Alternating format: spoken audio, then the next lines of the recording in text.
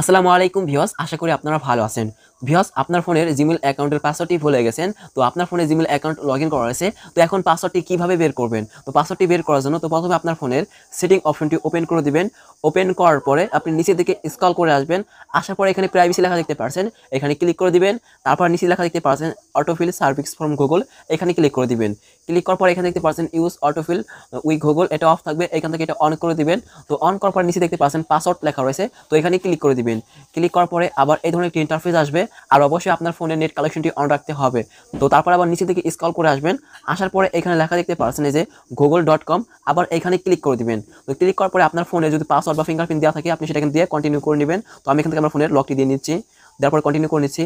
তো তারপর এখানে দেখতে পারবেন আপনার জিমেইল অ্যাড্রেস, আর এখানে দেখতে পাচ্ছেন আপনার পাসওয়ার্ড। তো পাসওয়ার্ডটি দেখার জন্য বা শো করার জন্য এখানে দেখতে পাচ্ছেন আপনার চোখের মতো চিহ্ন রয়েছে। তো এখানে ক্লিক করলে আপনি আপনার পাসওয়ার্ডটি দেখতে পারবেন। তো ভিডিওটি ভালো লাগলে লাইক দিবেন, ভিডিওটি শেয়ার করে দিবেন, আমাদের ইউটিউব চ্যানেলটিকে